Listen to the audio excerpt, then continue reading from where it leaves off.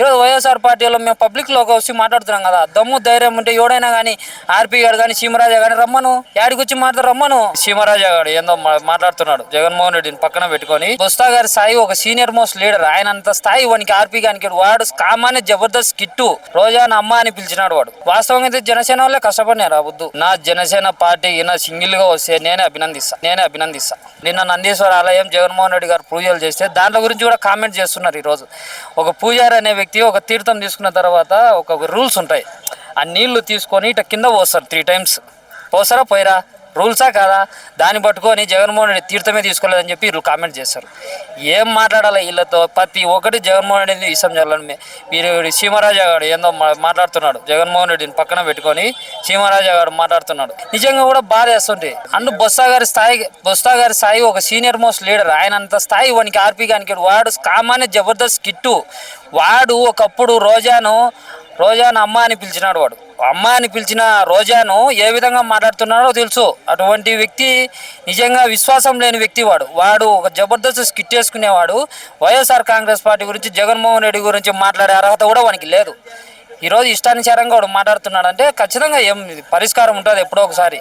దమ్ము ఉంటే పబ్లిక్లో తిరగమను, పబ్లిక్లో తిరిగి మాట్లాడమను. దమ్ము ధైర్యం ఉంటే ఈరోజు వైఎస్ఆర్ పార్టీలో మేము పబ్లిక్లోకి వచ్చి మాట్లాడుతున్నాం కదా, దమ్ము ధైర్యం ఉంటే ఎవడైనా కానీ ఆర్పీ గారు కానీ సీమరాజా కానీ రమ్మను, యాడికి వచ్చి మాట్లాడు రమ్మను.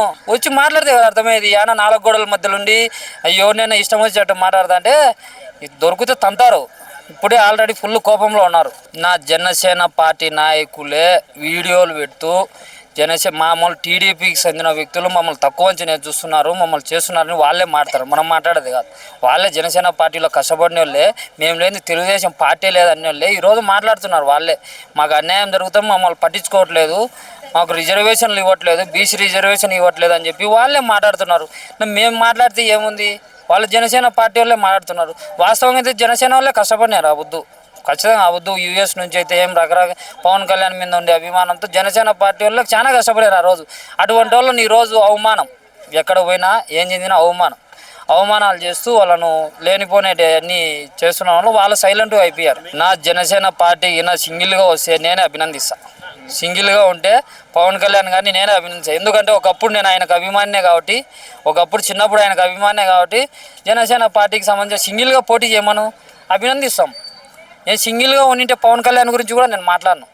ఈరోజు వచ్చి ముగ్గురం కలిసి మేము ఒకటే అన్నాడు కాబట్టి మాట్లాడాల్సి వచ్చింది తప్ప నేను ఆయన ఒక్కడుగా ఉంటే ఏం మాట్లాడను. 2014 నుంచి 19 వరకు బాగా పోరాడినాడు ప్రజల్లో. నేను కొట్లాడేవాని అంటే పవన్ కళ్యాణ్ మీద ఒక నమ్మకం ఉన్నింది. ఈరోజు పవన్ కళ్యాణ్ ఆయనే నా తల్లిని తిట్టినారు, లోకేష్ నిన్ను మోకాళ్ళ మీద కూర్చోబెడతా అని చెప్పిన ఆయన పోయి మేము ముగ్గురం కలిసి వస్తామంటే జనసేన కోసం కష్టపడిన నాయకులు, జనసేన కోసం పార్టీ పనిచేసే నాయకుల పరిస్థితి ఏంది? మీకు బ్రహ్మాండంగా ఉంటారు. హెలికాప్టర్లలో తిరుగుతారు. ఇలా లోకల్లో కష్టపడేది ఒక సామాన్యమైన వ్యక్తి.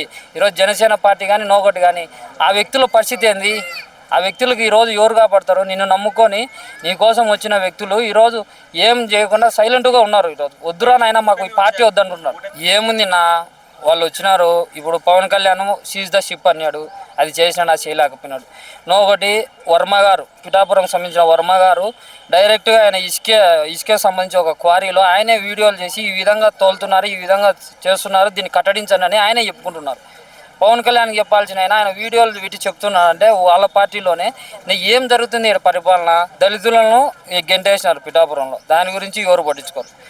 ఏం మాట్లాడతాం? ఏం మాట్లాడలేము.